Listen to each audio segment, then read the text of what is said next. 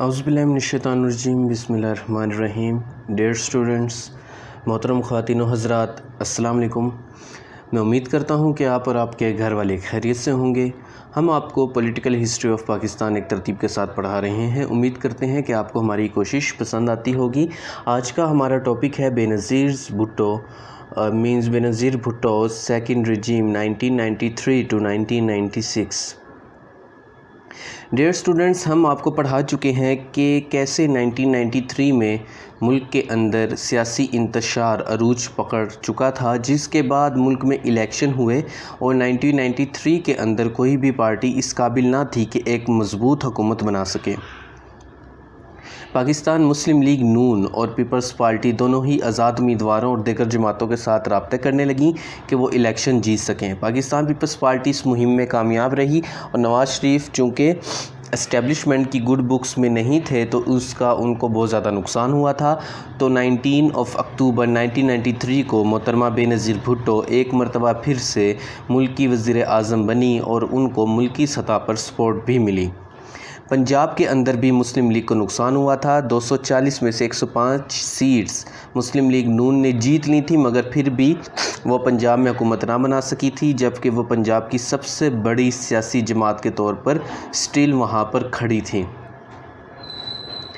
1985 کے بعد پہلی مرتبہ نواز شریف پنجاب سے آؤٹ ہوئے تھے اور PMLN جے اور PPP کی سپورٹ حاصل ہوئی تھی، یعنی کہ جو پاکستان مسلم لیگ جو تھی اور پاکستان پیپلز پارٹی کو یعنی کہ وہ ایک دوسرے کو سپورٹ کر رہے تھے اور آزاد امیدوار بھی ان کے ساتھ مل رہے تھے، اور پنجاب پر راج کرنے والے نواز شریف بے بسی کی حالت میں پنجاب کو اپنے ہاتھ سے نکلتا دیکھ رہے تھے۔ نواز شریف نے ہار نہیں مانی تھی، انہوں نے ANP کے ساتھ اتحاد کیا اور صوبہ سرحد یعنی کہ جو آج کا خیبر پختونخوا ہے وہاں پر PMLN کی سیاسی نمائندے پیر صابر شاہ کو وزیر اعلیٰ لگایا گیا، مگر 1994 میں پیپلز پارٹی نے ان کے خلاف ووٹ آف نو کانفیڈنس لانے میں کامیاب رہی تھی اور نیا وزیر اعلیٰ آفتاب احمد خان شیرپاؤ کو لگا دیا گیا تھا۔ اس کے ساتھ ساتھ KPK سے بھی نون لیگ آؤٹ۔ تو قومی اسمبلی کے جب اس کے بعد صدر کے انتخابات ہوئے جس میں مسلم لیگ نے وسیم سجاد کو پیپلز پارٹی کے فاروق خان لغاڑی کے سامنے کھڑا کیا تو ان کو شکست ہوئی اور 274 میں سے 168 ووٹ حاصل کر کے وہ کامیاب رہے۔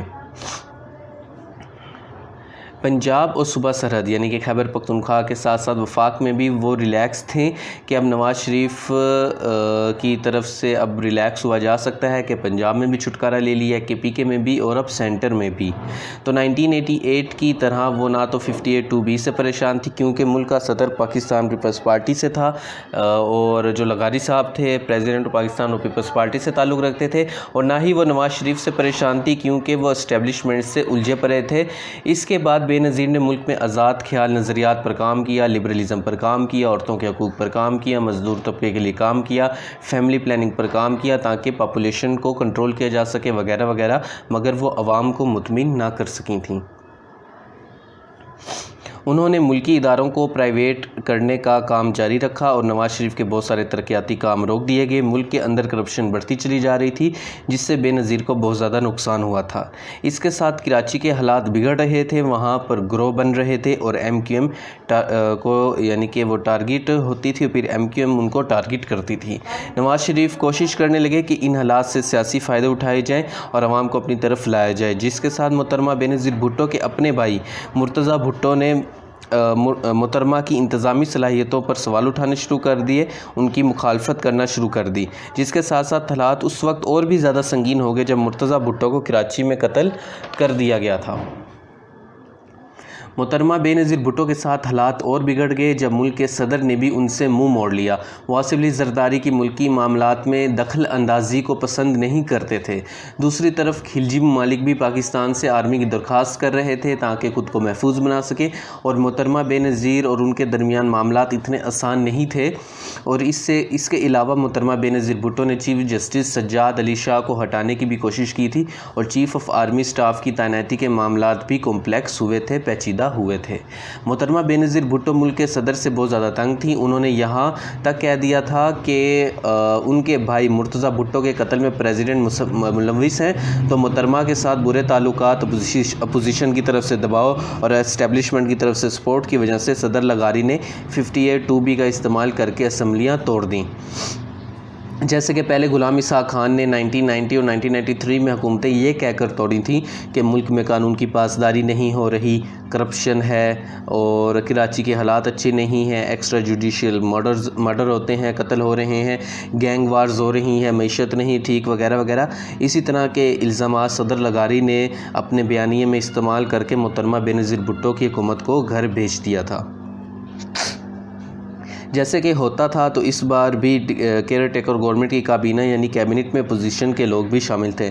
عارضی وزیر اعظم ملک معراج خالد کو بنائے گئے اور 4 صوبوں میں جو وزیر اعلیٰ لگائے گئے یعنی کہ ٹیمپریری، تو وہ تھے میاں افضل حیات پنجاب میں، ممتاز بھٹو سندھ میں، راجہ سکندر زمان صوبہ سرحد یعنی کہ آج کے خیبر پختونخوا میں، اور میر ظفر اللہ خان جمالی بلوچستان کے وزیر اعلیٰ تھے۔ ایک اچھی بات یہ تھی کہ معراج خالد کی عارضی حکومت کسی سیاسی جماعت کو نہ تو سپورٹ کر رہی تھی اور نہ ہی کسی سیاسی جماعت کو توڑ رہی تھی، یعنی کہ وہ صرف اپنے کام سے کام کر رہے تھے اور ان کا مین فوکس تھا الیکشن کروانا۔ اور وزیر اعظم معراج خالد اپنے دفتر میں بہت سادگی سے رہتے تھے اور جو وقت بچ جاتا اس میں وہ سکولز میں جا کر بچوں سے بات چیت کرتے تھے اور ان کو جاننے کی اور ماڈرن ورلڈ بتانے کی کوشش کرتے تھے ایکسیٹرا ایکسیٹرا۔ تو یہ ان کے عام جو دن تھے ان کی روٹین تھی۔ تو یہ آج کا لیکچر تھا، امید کرتے ہیں کہ آپ کو پسند آیا ہوگا۔ تو چینل پر بار بار آنے کے لیے، ویڈیوز دیکھنے کے لیے آپ سبھی لوگوں کا بہت بہت شکریہ۔ آپ ہمیں فیس بک، انسٹاگرام کے اوپر فالو بھی کر سکتے ہیں لیٹسٹ اپڈیٹس کے لیے، اور جو دوسرا چینل ہے ہمارا ریماؤ اسٹوڈیو، آپ اس کو بھی جا کر دیکھ سکتے ہیں جہاں پر آپ کو سوشل ایشوز کے اوپر اچھا کنٹینٹ مل جائے گا۔ تو چینل پر بار بار آنے کے لیے، ویڈیوز دیکھنے کے لیے آپ سبھی لوگوں کا بہت بہت شکریہ۔ اللہ حافظ۔